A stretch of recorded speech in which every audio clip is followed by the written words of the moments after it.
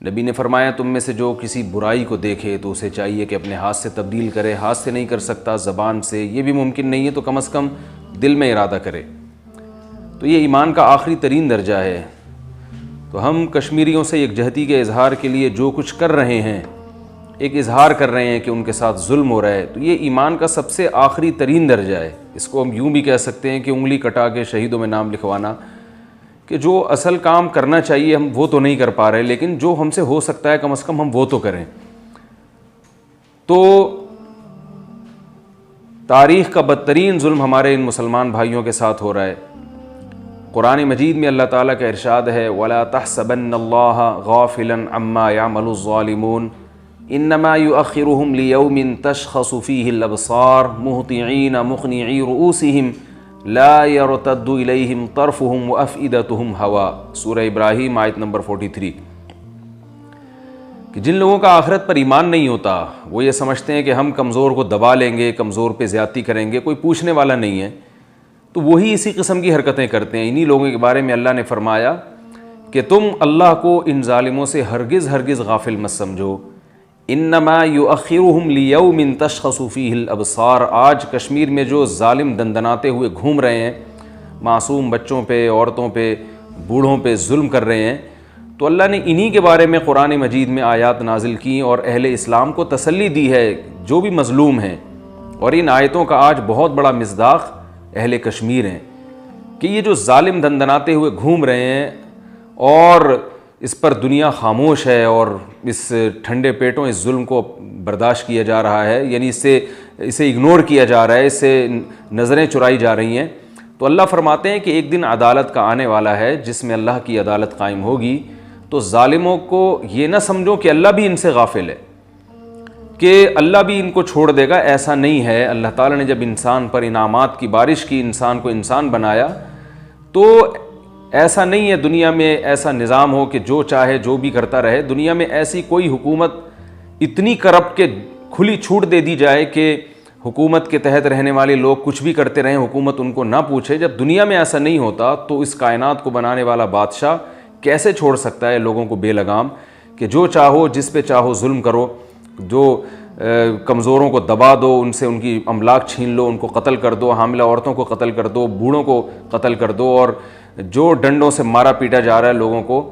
جس طرح سے ان پر کرفیو ختم ہونے کا نام نہیں لے رہا، ان کا جینا حرام کر دیا ہے،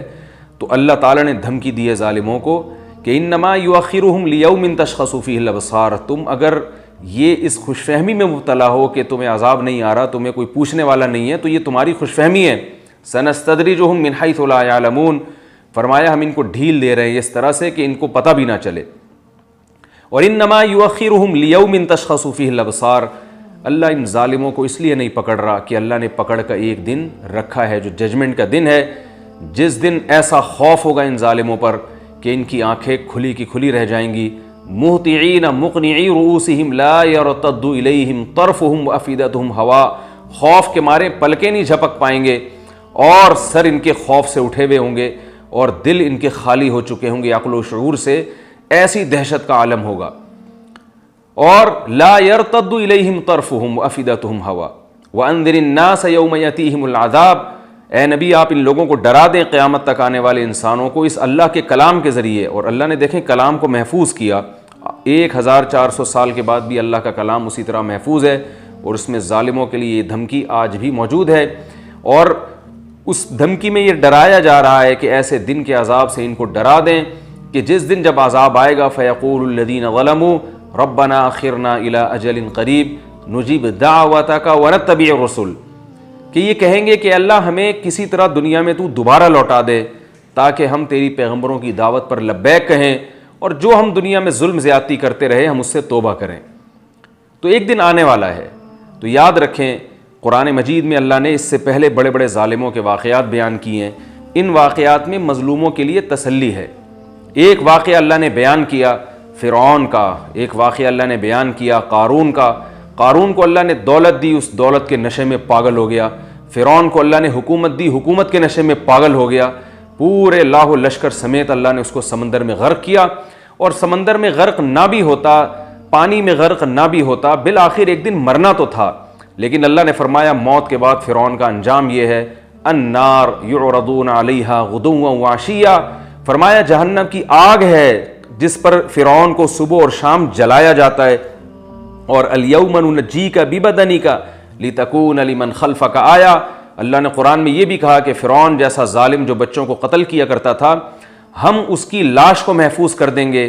تاکہ آنے والوں کے لیے عبرت کا نشان بنے، ہر ظالم اس کی لاش کو دیکھ کے عبرت حاصل کرے کہ میری طاقت اور قوت فرعون سے زیادہ نہیں ہو سکتی، آج دیکھو اللہ نے اس کی لاش کو محفوظ کر کے عبرت کا نشان بنا دیا ہے۔ تو ہندوستان میں جو لوگ مسلمانوں پر ظلم کر رہے ہیں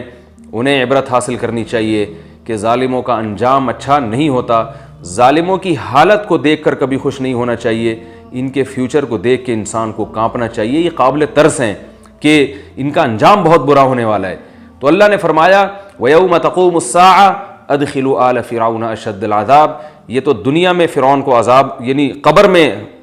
قبر سے مراد موت کے بعد کی جو زندگی ہے اس میں فرعون کو عذاب دیا جا رہا ہے، اور جس دن قیامت قائم ہوگی ہمیشہ ہمیشہ کے لیے جہنم کی آگ میں داخل کر دیا جائے گا۔ تو جو لوگ بھی کشمیر کے نہتے مسلمانوں پر ظلم کر رہے ہیں، کمزور پر ظلم کر رہے ہیں، انہیں اللہ کے اس کلام سے ڈرنا چاہیے،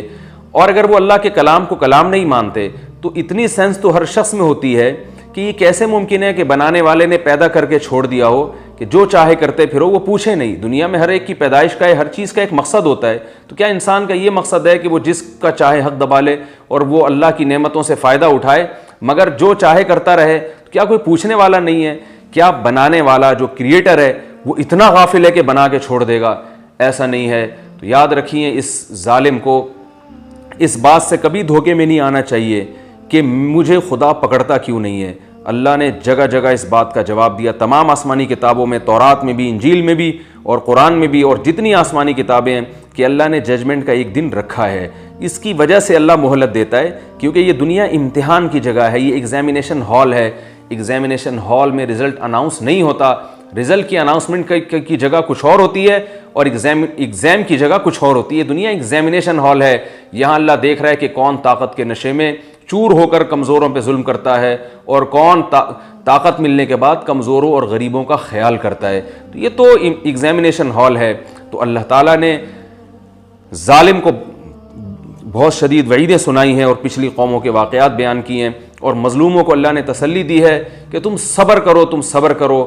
اللہ تعالیٰ عن قریب تمہیں صبر کا بدلہ دے گا۔ مظلوموں کے بھی اللہ نے واقعات بیان کیے، بنی اسرائیل پر کیسے ظلم کیے فرعون نے، بالآخر اللہ نے ان کے لیے کیسی سبیل پیدا کی۔ اور قالوا یا موسیٰ اوذینا من قبل ان تأتینا ومن بعد ما جئتنا، اتنا ستایا گیا کہ حضرت موسیٰ علیہ السلام سے بنی اسرائیل کہنے لگے کہ اے موسیٰ، آپ کے آنے سے پہلے بھی ہمیں ستایا گیا، آپ کے آنے کے بعد بھی ہمیں ستایا گیا۔ حضرت موسیٰ نے تسلی دی، اصبروا، صبر کرو، ان الارض للہ یورثها من یشاء من عبادی، یہ زمین کا مالک اللہ ہے، جس کو چاہتا ہے اس زمین کا مالک بناتا ہے۔ اللہ ظالموں کو عن قریب انشاءاللہ ٹھکانے لگائے گا، ظالموں سے اللہ انتقام لے گا۔ ہمارے جو کمزور کشمیری مسلمان بھائی ہیں، ہماری ہمدردیاں ان کے ساتھ ہیں، ہم ان کے لیے دن رات دعائیں کرتے ہیں، اور نبی صلی اللہ علیہ وسلم کی صحیح حدیث ہے کہ تمام مسلمان ایک جسم کی مانند ہیں، ایک حصے کو تکلیف ہوتی ہے دوسرا متاثر ہوتا ہے۔ مسلمان میں ایسا نہیں ہوتا کہ فلاں علاقے کے مسلمان کو تکلیف ہو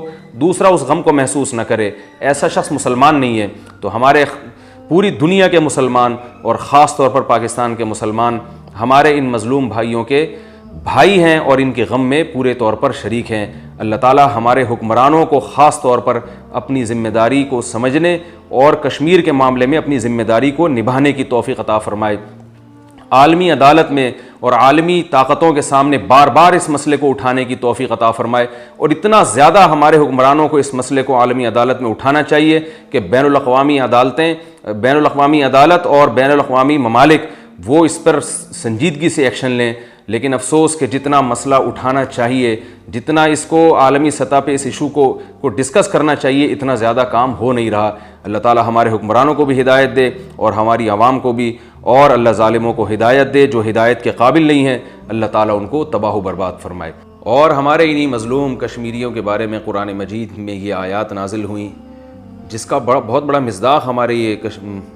کشمیر کے مظلوم ہیں، جن کے بارے میں قرآن مجید میں اللہ تعالیٰ کے ارشاد ہے وَمَا لَكُمْ لَا تُقَاتِلُونَ فِي سَبِيلِ اللَّهِ والمستضعفین من الرجال والنساء والولدان الذین یقولون ربنا اخرجنا من هذه القرية الظالم اهلها واجعل لنا من لدنک ولیا واجعل لنا من لدنک نصیرا۔ فرمائے تمہیں کیا ہو گیا کہ تم اللہ کے راہ میں قتال نہیں کرتے، جہاد نہیں کرتے، حالانکہ کمزور مرد ہیں، عورتیں ہیں، بچے ہیں جو پکار کے اللہ سے دعائیں کر رہے ہیں کہ اللہ ہمیں ان ظالموں کی بستی سے نکال دے، جس کے رہنے والے بڑے ظالم ہیں جو ہم پہ ظلم کر رہے ہیں، اور ہمارے لیے کوئی مددگار پیدا کر دے۔ تو یاد رکھیے ہماری عالم اسلام کی عمومی طور پر، اور پاکستان جو ہماری ریاست ہے، ریاست مذاکرات کی میز پہ بھی اپنے مطالبات منوا سکتی ہے اور طاقت کے زور سے بھی مطالبات منوا سکتی ہے۔ اللہ تعالیٰ سے دعا ہے کہ اللہ تعالیٰ ہماری ریاست کو اپنی ذمہ داری پوری کرنے کی توفیق عطا فرمائے، اور ظالموں میں جو ہدایت کے قابل ہیں اللہ انہیں ہدایت دے، جو ہدایت کے قابل نہیں اللہ تعالیٰ ان کو تباہ و برباد کرے، اور ہمارے ان مظلوموں کو اللہ اس ظلم سے جلد نجات عطا فرمائے۔